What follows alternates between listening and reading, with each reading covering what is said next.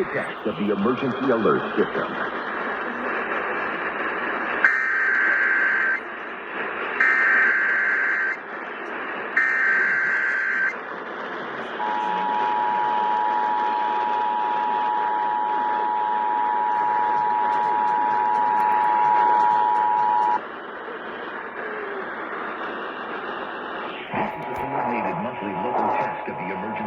System originating from the EAS local primary station for this area. Equipment that can quickly warn you during emergencies is being tested.